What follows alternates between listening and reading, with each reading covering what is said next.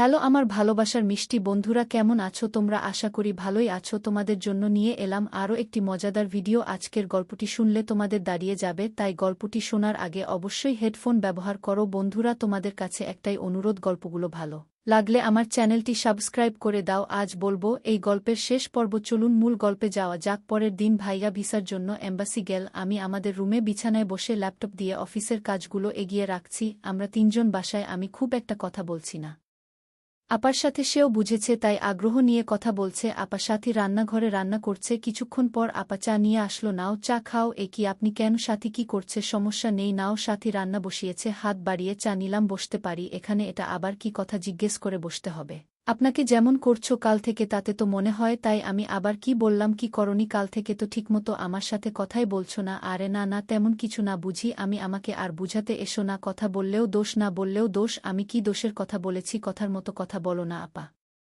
আমি আর কিছু বলবো না। কথা বললেই অনেক কিছু মুখ দিয়ে বেরিয়ে যায়, তাই দরকার ছাড়া কথা না বলাই ভালো। তুমি এমন করে কথা বলছো কেন? আমি চায়ের কাপ রেখে বললাম, আপা এটা কি বলছেন? আমি আপনাকে দূরে ঠেলে দিব এটা ভাবলেন কিভাবে? তাহলে কাল থেকে এরকম করছো কেন? কি রকম করছি নিজেকে জিজ্ঞেস করো। আচ্ছা ওকে, আপনার কথা মেনে নিলাম। সরি সরি বলতে হবে না, শুধু আমার সাথে আগের মতো কথা বলিও তাহলেই হবে। আবার আগের মতো? হা, পরে তো বলবেন। এটা বলো না আমি তোমার বর, ওটা বলো না। তখন আপা মুচকি হেসে বল, আর যদি তা না বলি আমার থেকে খুশি কেউ হবে না, এমন কি পাও আমার সাথে? বন্ধুর মতো কথা বলে কি যে পাই তা বললে হয়তো সারা জীবন আমার সাথে কথা বলবেন না। তাই বলতে পারবো না? একটু সামান্য বলো শুনি। আমি এক কথায় জবাব দিলাম, আপনাকে আমার ভালো লাগে। আমার সুশিক্ষিত আপা তা শুনে হা করে চেয়ে রইল। জানতাম রাগ করবেন। আপা আস্তে করে বল, না রাগ করিনি। অনেক দূর চলে গেছো তুমি, দেখছি হয়তো ভুল করে। আমার তো মনে হচ্ছে তা নয়। জানি না আপা, এটার জবাব আমিও মাঝে মাঝে খুঁজি। পেয়েছ না আপা? তাহলে এভাবেই কল্পনায় হয়তো কেটে যাবে জীবন। কেন? সাথী তো দেখতে খারাপ না, আমার থেকে কোনো দিক দিয়েই কম নয়। কেন তাকে ঠকাচ্ছ? আমি বলিনি সাথী দেখতে খারাপ, আর তাকে কখনো ঠকায়ওনি। আর আপনাকে আর তাকে কখনো তুলনা করতে যায়নি। শুধু এটুকু বলবো, যাকে নিয়ে মনে করে কল্পনার আশা, তার জায়গা বু কখনো নিতে পারে না। কি? হ্যাঁ আপা, এটাই সত্য। আপনার মনেও কল্পনা থাকতে পারে, থাকতে পারে। আলাদা কল্পনার রাজ্য সবারই থাকে। কেউ মুখ ফুটে বলে দেয়, কেউ বলতে পারে না। রনি আর বলো না, শুনতে খারাপ লাগছে। ভুলে যাও তোমার কল্পনা। তোমার এই কল্পনা তো কখনো পূরণ হওয়ার নয়। তাহলে কেন মিছে মিছি কষ্ট বাড়াচ্ছ? কিছু কিছু কষ্ট ভীষণ মিষ্টি হয় আপা, আমি এ কষ্ট 1000 বার পেতে চাই। এমন সময় সাথী রুমে এলো। কি গল্প হচ্ছে তোমাদের? আমি কি শুনতে পারি? আপা তাড়াতাড়ি করে বলে উঠল, সেরকম কিছু না, তোর ভাইয়ার ব্যবসা-বাণিজ্য নিয়ে কথা হচ্ছিল। আর কি? তাই আপা, রান্না প্রায় শেষ, তুমি শুধু একটু তরকারিটা নেড়ে দিও, আমি গোসলে গেলাম। আচ্ছা যা। এই বলে আপা চায়ের কাপ নিয়ে রান্নাঘরে চলে গেল। আমি সাথীকে ডেকে পাশে বসালাম। এদিকে খোলা দরজার দিকে তাকাতে দেখি আপা সরে গেল। তার মানে কিছু দরকারে হয়তো এসেছিল, আমাদের দেখে চলে গেল। সাথী সেনানে যেতেই আমি রান্নাঘরের দিকে গেলাম। আপা আমার দিক করে তরকারি নাড়া দিচ্ছে। আমি ধীরে ধীরে তার পাশে দাঁড়ালাম। আপা আমার আসার শব্দ পেয়ে ঘুরে দাঁড়ালো। আপা অবাক হয়ে গেছে, সে বুঝতেই পারেনি আমি তার এতটা কাছে ছিলাম। তুমি কখন এলে? হুট করে এভাবে পাশে দাঁড়ালে। আপার সম্মানটুকু রাখো, ঠিক আছে? আপা এখন থেকে পরিপূর্ণ সম্মান পাবেন, শুধু পাবেন না। এই বলে থেমে গেলাম। আপা বল কি? আমি বললাম বন্ধুকে। তাহলে তোমাদের বাসায় এসে অনেক বড় ভুল করলাম। সুন্দর সম্পর্কটা নষ্ট হয়ে গেল, হারিয়ে ফেললাম ভালো বন্ধুকে। না, সুন্দর সম্পর্ক সুন্দরই থাকবে। দুঃখ শুধু একটাই, আজ থেকে আপনার কাছে আমি অন্য কেউ হয়ে গেলাম। একথা কেন বলছো? কারণ আমার ডাকে যদি আপনি কিছু না বলতেন তাহলে বিশ্বাসটা কল্পনার দিকে এগিয়ে যেত। কিন্তু যেহেতু প্রত্যাখ্যান করেছেন, তাই আজ থেকে আমার মাথা নিচু হয়ে থাকবে। পারব না সারা জীবন মাথা উঁচু করতে। এই বলে মাথা নিচু করে নিলাম তার সামনে। নিজেকে কে ছোট হিসেবে প্রমাণ করলাম। আপা এতক্ষণ দূরে দাঁড়িয়েছিল আমার কথা ও মাথা নিচু দেখে পাশে এসে মাথায় হাত বুলিয়ে দিল। আমি কিছু মনে করিনি, তুমি মাথা তুলো। মাথা তুললেই কি আমার বন্ধুর মতো সম্পর্ক ফিরে আসবে? আপা আসবে না আপা। বন্দুকের গুলি ও মুখের কথা একবার বেরিয়ে গেলে তা ফিরে আসে না। তেমনি কেউ যদি কাউরি চোখে একবার দোষী হয়ে যায়, সে কখনো আর বলতে হবে না। বুঝেছি। কি বুঝেছেন?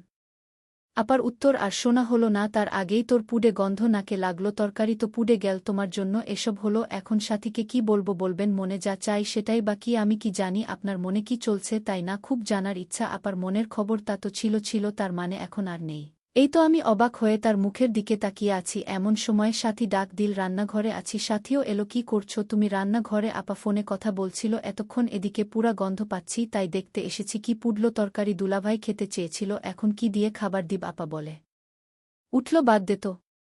তার কথা সে দুপুরে আসবে কি না তা নেই ঠিক। হঠাৎ তোর ভাগ্যুনি কল দিল। তার সাথে কথা বলতে বলতে ভুলে গেছি চুলার উপর তরকারি কথা। আমি রান্নাঘর থেকে বের হয়ে এলাম। দুপুরের খাবার তিনজনে একসাথেই খেলাম। একবার এক দুই মুখ তুলে আপার দিকে চাইলাম না, তবে বুঝতে পারছি সে বারবার আমার দিকে তাকাচ্ছে। এই সাথী কি আপা? আমার না চিড়িয়াখানা দেখার ইচ্ছে, চলো যাই ঘুরে আসি। তাহলে তুই কি চিনিস? হা, কয়েকবার রনি নিয়ে গেছে আর আমাদের সাথে সেও যাবে। আমরা একা একা যাব নাকি? রনি কি নিয়ে যাবে? কেন যাবে না? ওই তুমি কিছু বলছো না কেন? হু যাব, তুমি বলো কখন যেতে চাও?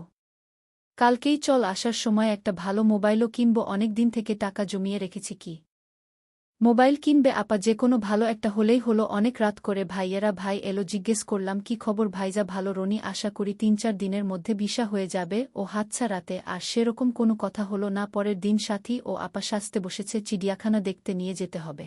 আমি ও প্যান্ট শার্ট পরে রেডি হচ্ছি, এমন সময় সাথী বেসিনের দিকে ছুটল পিছে পিছে। আপাও আমিও তাড়াতাড়ি গেলাম। কি হয়েছে? কি হলো? আপা হেসে বলল কিছু হয়নি, স্বাভাবিক ব্যাপার।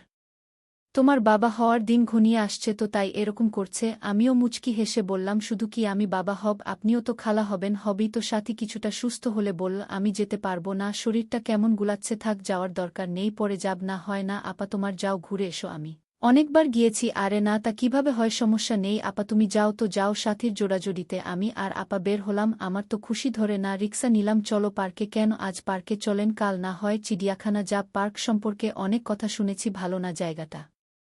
তুমি চিড়িয়াখানা নিয়ে চলো। আরে না আপা, চিড়িয়াখানার থেকে ১০০০ গুণ ভালো পরিবেশ। কি বলছো আপা? আর কথা বাড়ালো না। আপাকে নিয়ে পার্কের ১ নং গেট দিয়ে ঢুকলাম। সবাই বসে একে অপরের সাথে গল্প করছে। এসব স্বাভাবিক আপা, এমন করে থাকবেন না। সবাই কেমন করে দেখছে। পাশের সিমেন্টের চেয়ারে বসলাম। আর সামনে যাবেন না? না, এখানেই বসি। চুপ করে বসে রয়েছি দুজনে। আমি মাটির দিকে চেয়ে রয়েছি, আপা চারপাশ দেখছে। কিছুক্ষণ দুজনে চুপচাপ বসে রইলাম। বাদাম কিনে খেলাম। চলেন আপা যাই। কোথায়? আর বসে থেকে কি করব? মোবাইল কিনবেন না? চলেন সেটা কিনে নিয়ে বাসায় যাই। আপাও উঠে দাঁড়ালো। শোরুমে গিয়ে একটা ফোন কিনলাম। আপা টাকা দিতে গেলে না বলে নিজেই দিলাম। বাইরে এসে আবার রিক্সা নিলাম। আমাকে টাকা দিতে দিলে না কেন? আমার ইচ্ছে হলো দিতে। আমি তো এটা চালাতে জানি না। বাসায় চলেন, শিখিয়ে দিচ্ছি। আমি অন্যদিকে মুখ ঘুরে কথাটা বললাম, রনি ভালো করে কথা বলো, এভাবে মুখ ঘুরিয়ে কথা বললে আমার খারাপ লাগে। আমি চুপ করে রইলাম। বলবে না? কি বলবো? মনে যা চাই, আমার মনে যা চাই তা যদি বলি শুনে থামতে পারবেন না? যা শুনে খারাপ লাগবে তা বলবে না? তাহলে আমার আর কিছু বলার নেই। এত ধরে বেঁধে কথা বলতে পারবো না কি? পারবে। তাহলে কি হলো হঠাৎ আপনার? তোমার যা হয়েছে আমারও তাই। আমি তো আকাশ থেকে পড়লাম। তার কথা শুনে হঠাৎ করে দেখলাম বাসার সামনে চলে এসেছি। ভাড়া মিটিয়ে দিয়ে বাসায় ঢুকলাম। সাথী দরজা খুলে দিল। এত তাড়াতাড়ি কিভাবে এলে? বলেছিলাম না রনি নিয়ে যাবে না, শুধু মোবাইল কিনে নিয়ে চলে এলো। এটা কি হলো? আপার কতদিনের ইচ্ছে ছিল চিড়িয়াখানা দেখার, তুমি বাসায় একা, তার উপর আবার অসুস্থ। তাই আজ আর গেলাম না। আরে কি শুরু করলি তোরা? বাদ দে, পরে না হয় যাব। চা দিয়ে আপা দে। আপা আপনার মোবাইলটা দেন, আসেন ফাংশন বুঝিয়ে দিচ্ছি। আধা ঘন্টায় সব বুঝে গেল। অ্যাপ থেকে এমবি কিনে দিলাম। এখন নিজে নিজেই সেলফি তুলছে, ভিডিও করছে আমার আর সাথীরা একসাথে অনেকগুলো ছবি তুলল। আমিও আপাকে সাথে নিয়ে তিনজনের সেলফি তুললাম। আপা সেনানে গেল সাথে, মোবাইল নিয়েই। সাথী খেয়াল না করলেও আমি তা করলাম। তারপর দুপুরে একসাথে খেলাম তিনজনে। আপা মুখ নিচু করে খেলো। খাওয়া দাওয়ার পর আপা তাদের রুমে চলে গেল, আমিও আমাদের রুমের। সাথী রান্নাঘরে থালা বাসন পরিষ্কার করছে। মেসেজ দিলাম কি হয়েছে? আপা কিছু না, লিভ মি এলোন। বিকেলে ভাইয়েরা ভাই এলো, তার কাজ শেষ হয়ে গেছে, বাড়ি চলে যাবে। সাথী বল 2 দিন থাকতে। ভাইরা বল বাইরে যাওয়ার সময় আবার আসবো। তো এখন যায়, কাজ আছে সন্ধ্যার সময়। চলো গেল তারা। আপা শুধু যাওয়ার সময় বল আসি, রনি আবার আসবেন। আপা চলে যেতেই বাসাটা কেমন ফাঁকা ফাঁকা লাগছে। নিজেও কেমন একাকী অনুভব করছি। বিরক্ত হয়ে বাসা থেকে বেরিয়ে গেলাম। ফিরলাম অনেক রাত করে। এই নিয়ে সাথী অনেক চিল্লাচিল্লি করল। মা সাথীর শরীর খারাপ করছে খবর পেয়ে বারবার কল দিয়ে বলে তাকে বাড়ি রেখে যেতে। হঠাৎ মা ছোট ভাইকে সাথে নিয়ে এসে হাজির। একদিন থেকে সাথীকে সাথে নিয়ে চলে গেল। মাকে বললাম আমি এখন খাওয়া দাওয়া করব, কিভাবে নিজে রেঁধে খাও, তা যদি না পারো বুয়া ঠিক করে নিও। মনে মনে বললাম এই জন্য মানুষে বলে মার থেকে মাসির দরদ বেশি। কয়েকদিনে আপাও ঠিকমত কথা বলে না। আজ আমি একা রাতে শুয়ে শুয়ে ভাবলাম একবার কল দিয়ে দেখি, ভাইজেরা যদি থাকেও সমস্যা নেই। কল দিলাম, কেমন আছেন আপা? ভালো, তোমরা কেমন আছো? আমরা নয় একা, আমি মানে কি? মা এসে সাথীকে নিয়ে চলে গেছে আজ সকালে। আমি একা এখন। কি বলছো? তো খাওয়া দাওয়া কোথায় করবে? হোটেলে খেয়ে নিব, তাতে তো শরীর খারাপ করবে। কি আর করব বলেন? বাদ দেন ওসব কথা। ভাইজা কোথায়? বিকেলে বাইরে গেছে, আসেনি এখনো। কবে যাবে? ভাইজা পরশুদিন। আপনিও সাথে আসেন, ভাইয়াকে উঠিয়ে দিয়ে আমার এখানে কয়েকদিন থেকে পরে না হয় যাবেন ওনার খালি বাসায়। আমি কিভাবে একা যাব আমি কি এতটাই খারাপ আপা? আরে না, মজা করলাম। তাই তো যাওয়ার পর নিচ থেকে একবারও কল দেননি। যাই হোক, আপনি আমাদের বাসায় আসেন। কিভাবে যায় বলো? সাথী থাকতো তাহলে না হয় যাওয়া যেত। তাহলে মেয়েকেও সাথে নিয়ে আসেন। আর ভাইজা কি কিছু বলবে? আরে না, সে অনেক ভালো। তাহলে আসেন, ভাইয়াকে কিছু একটা বুঝিয়ে মেয়েকে নিয়ে চলে আসেন। আমি কিছু শুনতে চাই না আপা, আমি শুধু জানি আপনি আসবেন। আর যদি না আসেন তাহলে আমি জানব মিথ্যে ছিল আমার সব কল্পনা। এই বলে কল কেটে দিলাম। আপাকে কিছু বলার সুযোগ না দিয়েই আপা কয়েকবার কল দিল, আমি রিসিভ না করে কেটে দিলাম। পরের দিন দুজনেই খুনসুটি করে কাটালাম। জানলাম ভাইয়েরা ভাইকে বলতেই রাজি হয়ে গেছে এবং বলেছে মেজেকেও চিড়িয়াখানা দেখাতে। আপাকে বললাম সাথীকে জানানোর দরকার নেই, আপনি দুজনে যদি না বলি তাহলে কেউ জানতে পারবে না যে আপনি আমার এখানে আছেন। ভাইয়া তো বিদেশে থাকবে, তার সাথে কেউ তো যোগাযোগ করতে পারবে না। আর আপনার বাড়ির সকলের জানবে আপনি সাথীর কাছে এসেছেন, তারা তো আর জানে না যে সাথী বাসায় নেই। পরের দিন দুপুরে আপা ভাইরা এলো। সন্ধ্যা ৭টায় ফ্লাইট, বিকেল ৪টায় সবাই সিএনজি নিয়ে রওনা দিলাম। ১ ঘন্টা লেটে ভাইরা ভাই চলে গেল। সিএনজি নিয়ে ফিরতি পথে রওনা দিলাম। আপা ভীষণ চুপ হয়ে গেছে, কি জানি কি চলছে তার মনে। রাত ১০টা বেজে গেছে দেখে ভালো রেস্টুরেন্টে রাতের খাবার খেয়ে বাসায় আসলাম। ভাগ্নির চোখ ঘুমে বুঝে আসছে দেখে তাকে আমার কাছে দিয়ে আপা ও রুমের বিছানা ঠিক করতে গেল। ঠিক করে এসে মেয়েকে নিয়ে গিয়ে শুয়ে দিয়ে এলো। চা দিব, হাঁটু হলে ভালো হয়। ২ কাপ চা এনে সোফায় মুখোমুখি হয়ে বসে দুজনে খাচ্ছি। আপা মাথা তুলছে না। আপা আপনার কি মন খারাপ না তো? তাহলে কথা বলছেন না কেন? কে বলল কথা বলছি না? কে আবার বলবে আমি বলছি? ভাইরা চলে যাবার পর থেকে এ পর্যন্ত কয়টা কথা বলেছেন না? মানে চিন্তা হচ্ছে কি জানি কি করতে পারবে সে বিদেশে। এত চিন্তার কিছু নেই, সব ঠিক হয়ে যাবে। তাই যেন হয়। আমি উঠে গিয়ে তার পাশে বসলাম। আমি আছি আপা, আপনার কখনো কোনো কষ্ট আমি হতে দিব না। ও ঘুমিয়েছে আপা? হা, আমার ঘরে চলেন। আপা উত্তর না দিয়ে রুমে যেতে থাকল। আমি রুমে ঢুকে লাইট বন্ধ করে দিয়ে ডিম লাইট জ্বালিয়ে দিলাম। এরপর আমি আমার কল্পনার জথে হারিয়ে গেলাম। বন্ধুরা, এরকম অনেক কিছুই ঘটে আমাদের আশেপাশে। কেউ সবার সাথে শেয়ার করতে চায়, কেউ চায় না। আমাদের উচিত একজনের বিপদে সবাই পাশে দাঁড়ানো, তাহলে আমরা সুন্দর সমাজ গড়তে পারব। বন্ধুরা, অনেক কষ্ট করে তোমাদের জন্য ভিডিও বানাই। ভালো লাগলে চ্যানেলটি সাবস্ক্রাইব করবেন। বন্ধুরা, আজকের মতো এখানেই শেষ করলাম। দেখা হবে পরের ভিডিওতে। সবাই ভালো থাকুন। ধন্যবাদ।